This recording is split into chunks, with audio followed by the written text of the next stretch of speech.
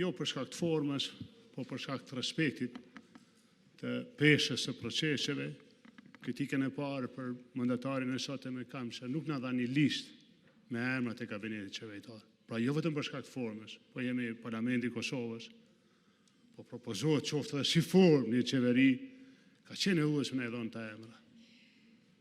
Pa nuk është se dëmtohet ose në një sekret deri në votim, pra do të ishte respekt.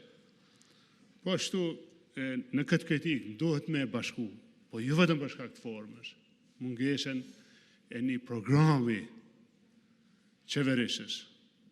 Kandidati i sotëm, mandatari i ri në këtë rast Zoti Konjufça, foli për disa qëllime, përmendi vitin 2026, nuk ndëgjum vite tjera.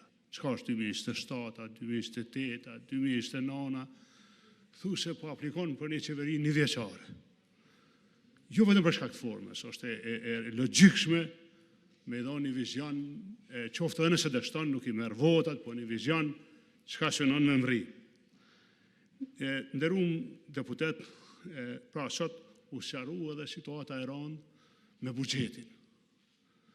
Edhe na u thashë dikur e keni votu buxhetin e një qeverie.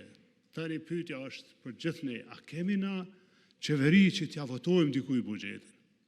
Pra mos e harroni, që kur ta kishim një qeveri, se ka raste në këtë parlament, krejt opozita e sotme, i ka votue marrëveshjen ndërkombëtare me 2/3 dhe ka votue edhe ligje disa herë, jo vetëm një herë, jo përmendet një rast që VV ka bëu këtë, po unë e di personalisht që e kam ngritur dorën disa herë gjatë këtij mandati në interes qytetarëve të Kosovës. Tani s'kem qeveri. Si kemi mujt ne me evitu domin që i shkaktohet qytetarëve të vendit, të gjithëve dhe proceseve të këtij vendi, besoni duke fitu në kohë.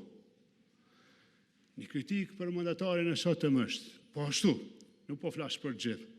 I nderuar mandatar, kur e keni marrë mandatin, a e keni shërtu, a i keni 61 nënshkrime, 61 deputet, dhe kur e keni ditë që si keni, ndoshta që dini asot dhe e provonin vot, por besoni çdo ditë e fitume për Kosovën, do të ishte një reflektim, një përgjegjësi.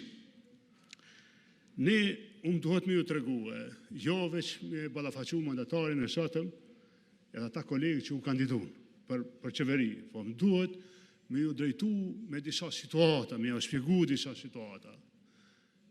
Po ju pyes personalisht, mandatar, a ka ndryshim në investimet e mëdha kapitale?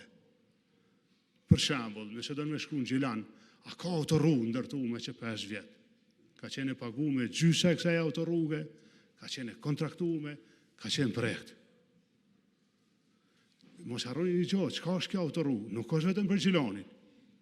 Kjo autorrugë është me bashkue Luginën, me shkut edhe Vibar një ditë. Prej aty na me vazhdu me fuqinë tonë. Nuk është pak kjo pyetje jemja, po njëjta situatë për fat keq vjen edhe për Mitrovic. Që sa vjet është në projekt u kry autorrruga deri në Mitrovic.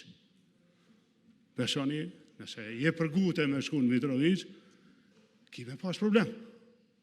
Ose nëse është një lehon, që du të marrë pja tje këtu, ose nëse është një urgjensë në veri. Pra, aqë sa janë konë interesant urat, e që janë të mira, e që ka ura, mos ura u ofshin, e njëjta strategjia do është me vlejt mu kry me shpejtësi autostrada deri në Mitrovic, ndoshta edhe ma thellë. Se është depërtim i fuqisë tonë. Mos flasim për autostradën për pej, ose autorrugën. Ju kuptojmë keni pas dyshimet e juja se ka keq përdorime. Se ato huat që i kemi marrë në BE, mos me shti buxhetin tonë, me njëherë me mbajt peng. Se po do dikush me i keq përdorë për ara, në rregull. Më falë, cila dinamika. A dini që s'keni mri ende dhe në dolcë. A dini që me këtë shpejtësi 5 vjet me mri dhe në dolcë, edhe nuk kemi mri dhe në dolcë.